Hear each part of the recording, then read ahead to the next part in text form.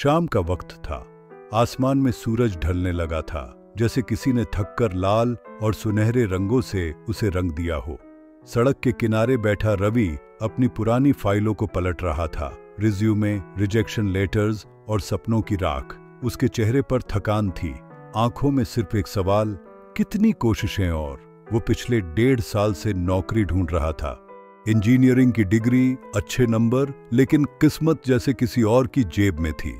हर जगह इंटरव्यू दिए, हर जगह वही जवाब, we'll get back to you.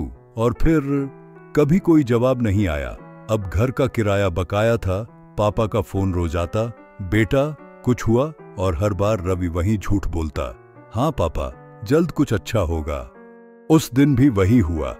Interview से निकलते वक्त एचआर ने मुस्कुराकर कहा था, you're a good candidate but we select someone with more experience. Ravi बस मुस्कुरा दिया। बाहर निकला तो बारिश शुरू हो चुकी थी। वो बिना छतरी के भीगता हुआ चलने लगा। दिल में लगा जैसे हर बूंद उसकी कोशिशों पर तंज कस रही हो। उसने सड़क के किनारे एक छोटी चाय की दुकान पर रुककर चाय मांगी। चाय वाला बुजुर्ग था, बाल सफेद, पर आंखों में अजीब सी चमक थी। चाय देते हुए उसने पूछा, बेटा परेशान लग रहे हो, क्या हुआ? रवि ने हंसने की कोशिश की। कुछ नहीं काका, बस कोशिशें अब थक गई हैं। काका ने कहा, थक कोशिश नहीं होती बेटा, थक इंसान होता है। कोशिश तो बस इंतजार करती है कि तू फिर से उठे। रवि बस मुस्कुराकर रह गया। उसे लगा अब समझाने से भी कुछ नहीं होगा। रात के 1 बजे रवि अपने कमरे में बैठा था। टेबल पर लैपटॉप खुला था, स्क्रीन पर लिखा था एप्लीकेशन डेडलाइन, कल 9 बजे सुबह। वो एक बड़ी कंपनी का ऑनलाइन टेस्ट था जिसका लिंक उसे पहले मिला था, पर अब उसका मन नहीं था।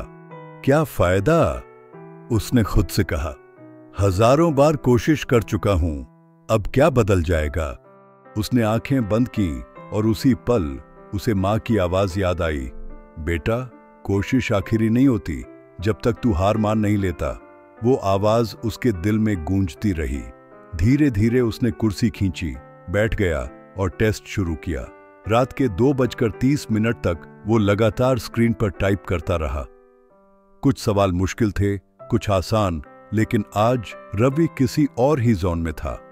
ना हार का डर, ना जीत की उम्मीद, बस एक सुकून था कि मैंने कोशिश की।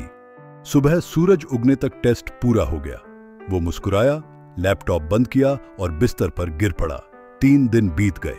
रवि फिर अपनी रोजमर्रा की दिनचर्या में था, लाइब्रेरी, चाय और नौकरी की खोज। उसके पास अब पैसे भी बहुत कम बचे थे। उसी शाम फोन बजा। एक अनजान नंबर था। हेलो, इस यह रवि शर्मा? यस, उसने घबरा कर कहा। Congratulations, you have cleared the first round. Ravi एक पल के लिए कुछ बोल नहीं पाया। उसे लगा जैसे किसी ने फिर से उसके भीतर की बुझी हुई चिंगारी को हवा दे दी हो। वो काका की चाय की दुकान तक भागा। काका, नौकरी का मेल आया है। काका मुस्कुराए। देखा बेटा, कोशिश कभी बेकार नहीं जाती, बस आखिरी कदम उठाने की देर होती है। इंटरव्यू मुंबई में था। रवि ने अपने पुराने लेकिन साफ सलीके से प्रेस किए कपड़े पहने। इंटरव्यू में उसने सब कुछ ईमानदारी से बताया, न झूठ बोला, न दिखावा किया। कहा, मेरे पास अनुभव नहीं है, पर सीखने की आग बहुत है। बोर्ड में बैठे अफसर कुछ देर चुप रहे, फिर बोले, आपके टेस्ट के जवाब बहुत अलग थे। आपने हर सवाल में प्रैक्टिकल सोच दिखाई। हमें ऐसे लोग चाहिए। रवि को लगा दुनिया थम गई हो। वो बाहर निकला तो आंखों में आंसू थे, पर इस बार हार के नहीं, राहत के। 2 हफ्ते बाद ऑफर लेटर आया।